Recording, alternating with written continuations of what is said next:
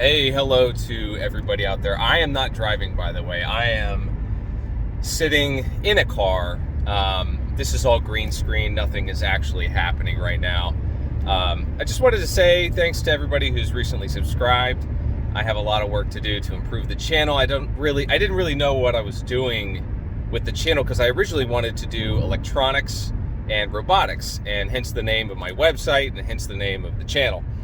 The word kimchi comes from my over 10 years of living and working abroad in South Korea. A lot of people don't know this about me. A lot of it's very personal, and let's just say I was very successful in owning and running a language school over there for about 10 years, and that was my second time being there. So I lived there twice and pretty much grew up into an adult living there, and it's my second home. And I'm not really good at making long form content. I got here right before COVID happened, and I graduated with an advanced degree, and everything went to shit basically. And it's really hard. It was really hard for me to talk in front of a camera because my language skills were not that good. It sounds stupid, but it's the fucking truth. When I got here, I had been over there for so long that I could barely talk with the people in the stores. Like, I would go to Best Buy and look for a product, and they say, "Can you explain it?" And then I would try to explain it with my hands. Fast forward to today, I'm doing a lot better. Reading books also helps. I was a bookworm when I was a kid. I loved, reading science fiction and all kinds of stuff like that.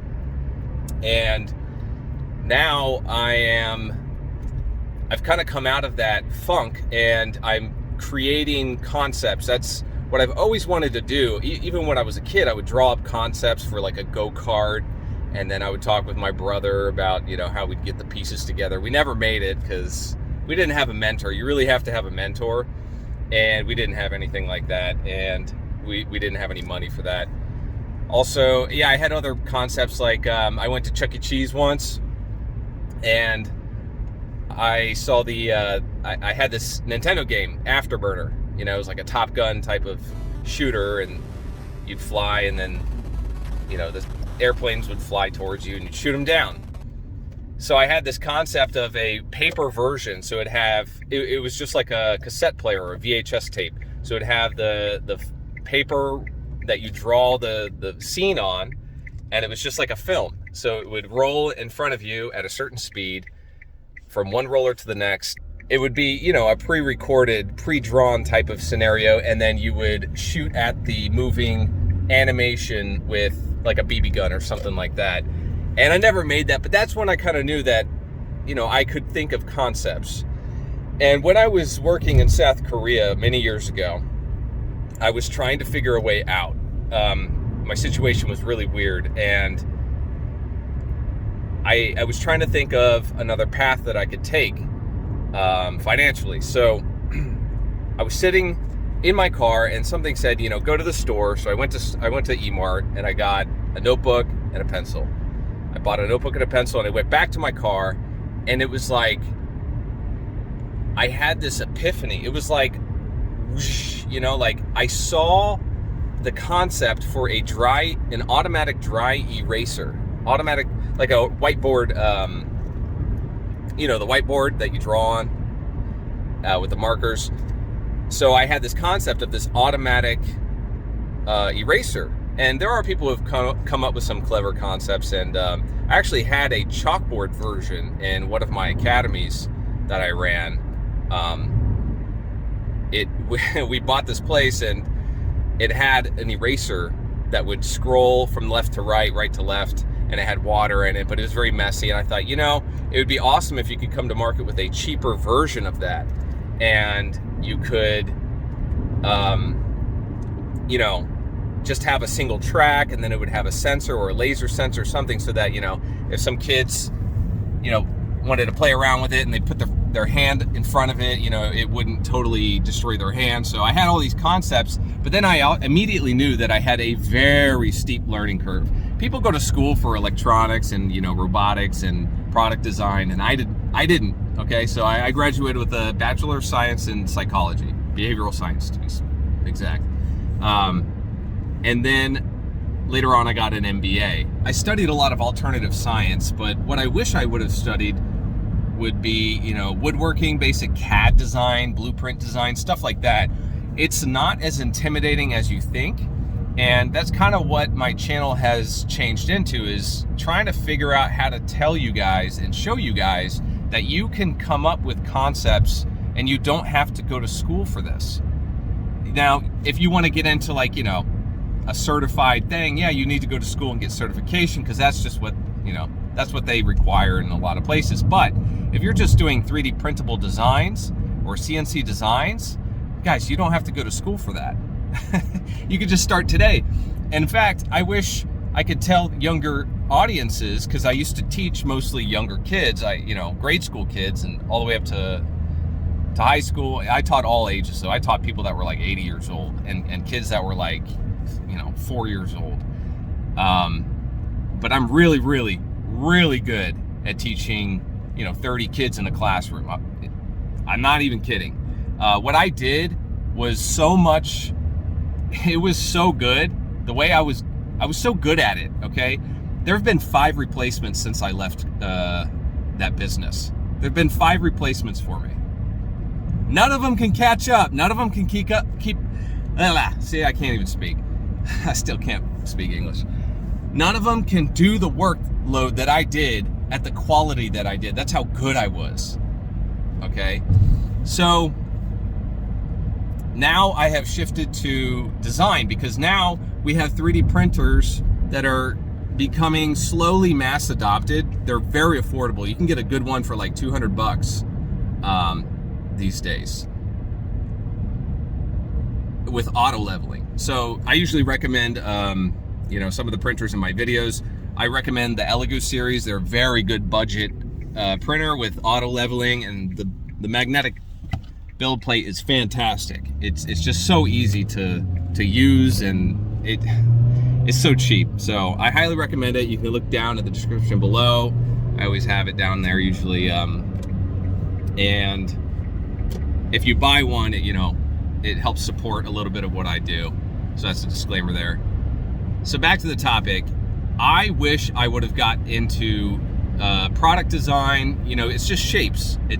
You're adding stuff and you're subtracting stuff. That's all it is. That's what CAD is. And there's many ways to the top of the mountain, as they say in Buddhism or something like that.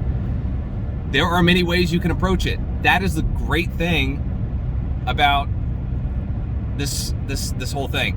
You don't have to listen to somebody. A lot of these people that are on different frequencies, let's say, they like to get in the way and offer their criticism, and a lot of them have come on my channel and say, "Oh, that's not the way you do it. Oh my, no, why would you do that? You're wrong." Those are the people that never do anything meaningful. They never come out with an actual product. They don't know what it's like. They're just in it to be an authority, a gatekeeper. There's a lot of that, in every single thing. I'm going to the range right now, and you'll find gatekeepers there, and they're usually the worst shots. They suck. All right. It's so fun. It's so fun to watch. So just take their criticism. If you're making something and you're not supported by anybody like, me, except for you guys give me some very nice comments, and I really appreciate that. It means a lot. Even if I just get one comment on a video and it's, saying what you like about what I do, that means a lot. That means a lot. So if you have nobody else though, and you have like family or and they're saying like, "What are you doing? Why would you do that?" Don't listen to them. Just take their criticism and look at it from a pure logical perspective. Say, is their criticism valid? Is it worth anything? I'm not making a turn, by the way. That was somebody else. Is their criticism valid? Is there something that I missed? And if so, hey, that's free advice to improve the way you do something or the way that you're making something. Boom. Okay. You're your own mentor. Be your own mentor. That's what I want to tell you. Be your own mentor. What you have to do is you have to be really honest with yourself, and you have to understand Time, everything takes a lot of time, okay? Time is the most valuable thing that you're working with. So use your time wisely, all right? Cut back on alcohol or whatever you're doing. You need to really focus on small goals, okay? So I want you to take a note, like a little illegal, what's that called? See, I can't speak English, guys. What are those called? Sticky notes. Take a sticky note and write down your big goal. So if you want to make something, right? You write down the big goal, and then you need to, underneath that, make a line, okay? So that big goal is not going to happen today, tomorrow, next week, maybe in a month or a year even. Take the big goal and then make smaller goals, and then make smaller goals for those, okay? So this is how you take each step. Again, another reference, going to the range. If you've never gone to a range or shot a firearm, you have to practice the individual steps slowly, and you have to get used to it, and then your body, your brain just kind of, it's like riding a bike, right? You learn how to put your feet in the pedals, and you learn how to push off, and then eventually you just get used to it, right? And then you can do it really fast, and you can really rip around town on your bike.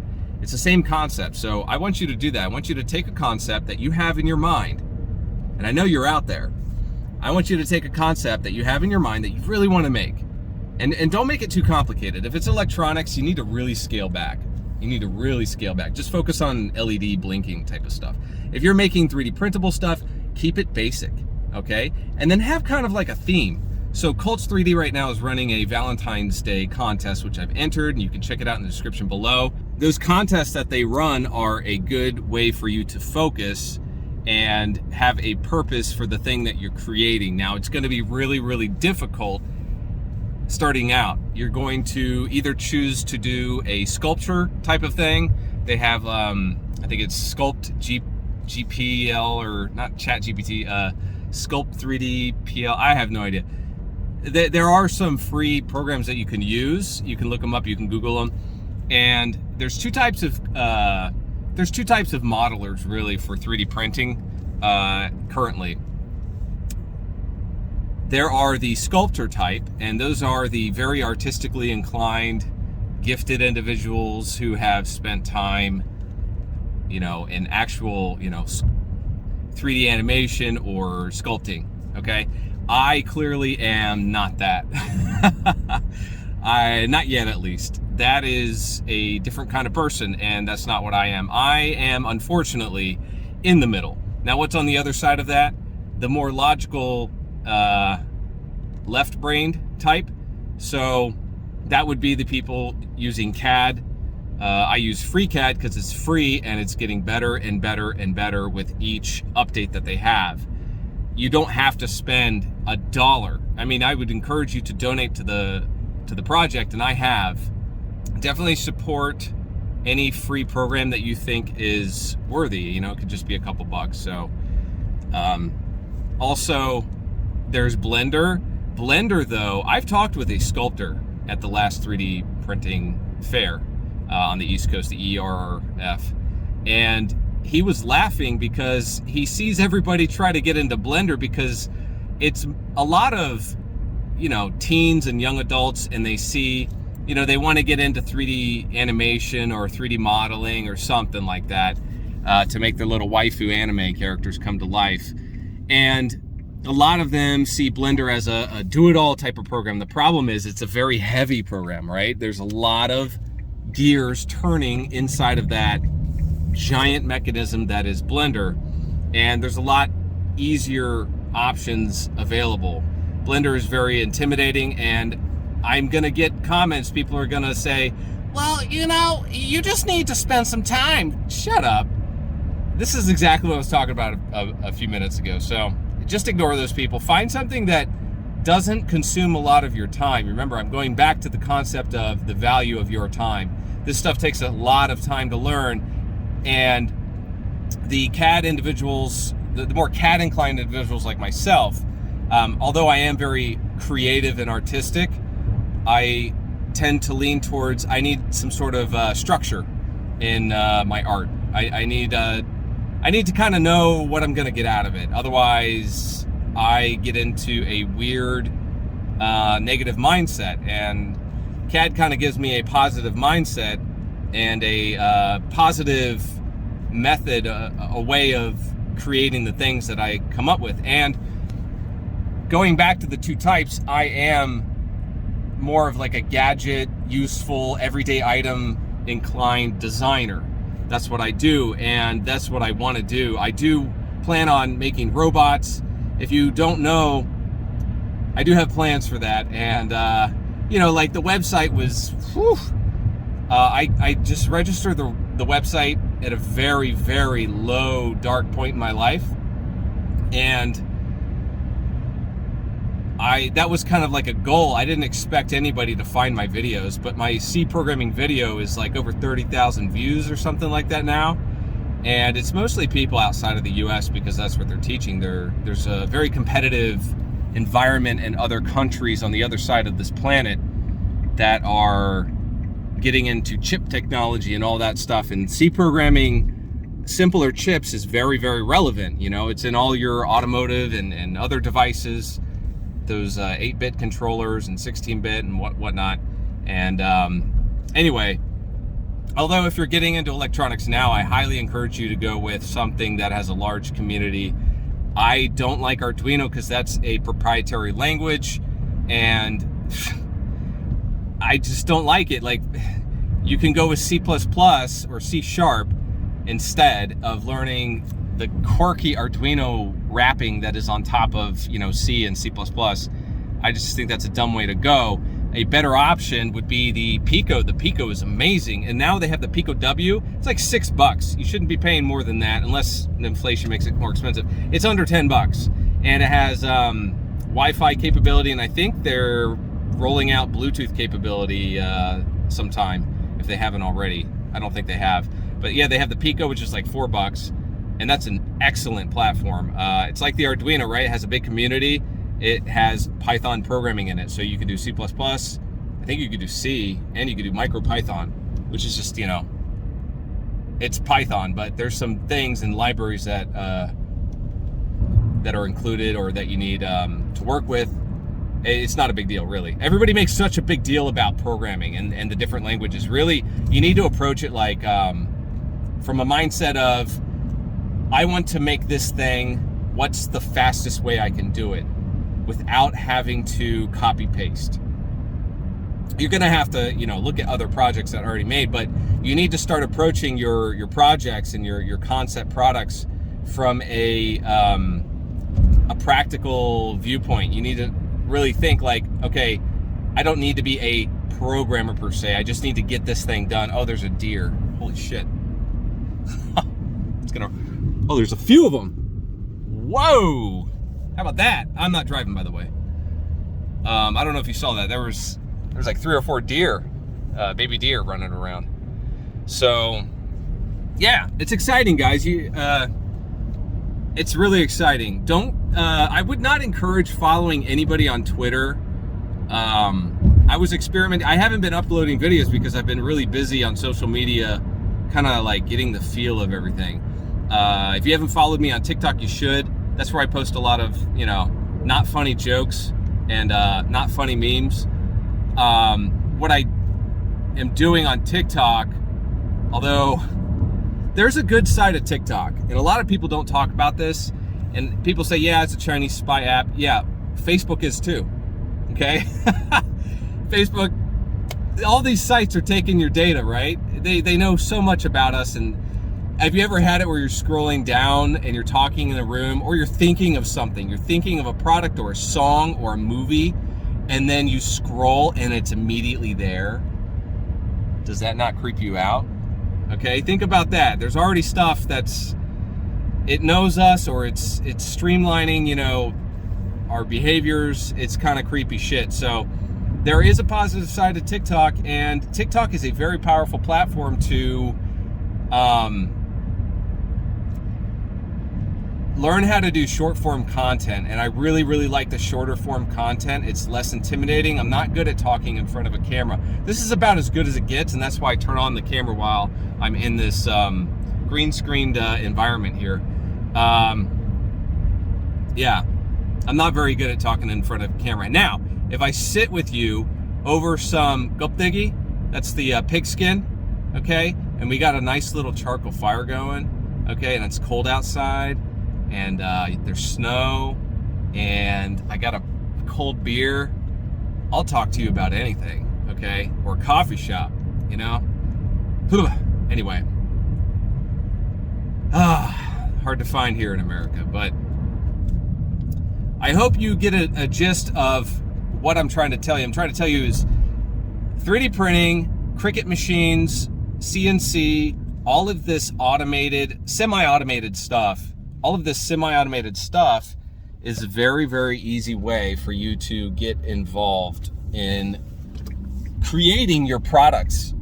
And it can just be for personal use, although I've always wanted, from a young age, I wanted to know how to program stuff and live in the jungle. You know that movie Contact with Jodie Foster, I think? Yeah. So I rewatched that the other day, and that's kind of what I wanted to do. I wanted to be like in the jungle with like satellite technology, and that was a very 90s type of sexy concept of a job, you know? Yeah, play with Raspberry Pis and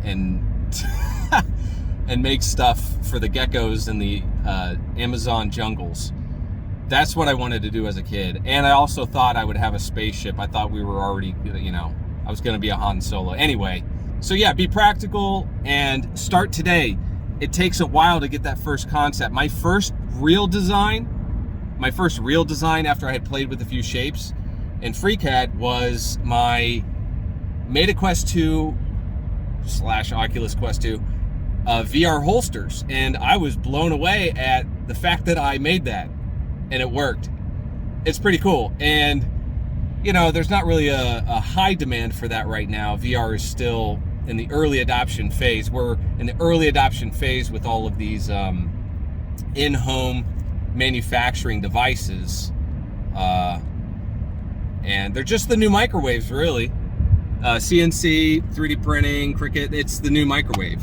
You're gonna have, once they get it to the level that it's easy to use, like a printer, you know, like an inkjet printer or a microwave in the house, it's going to be mass adoption.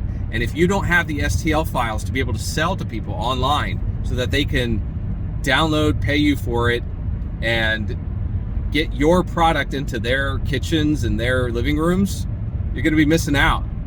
Okay, so I am telling you there's a massive opportunity. I have nothing to sell you in this video. Okay, that's how you know it's legit. I have nothing to sell you. I have nothing to lose. I just need to get the word out because I wish I had gotten into this stuff many years ago. Many years ago. I don't really live a regret-filled life. Just lessons learned, you know? And the best thing you could do with lessons learned is share them with other people. So that's my purpose of this video, is to get you motivated to download a free program. Check out my other tutorials. They're pretty boring, but you can still see my amazing face. Don't worry about the blue guy. He was just filling in for me while I was gone. His information is very valuable, but it's not really relevant, and people aren't really searching for that. But if that's your thing, go ahead and download it. So, until I see you, stay grounded.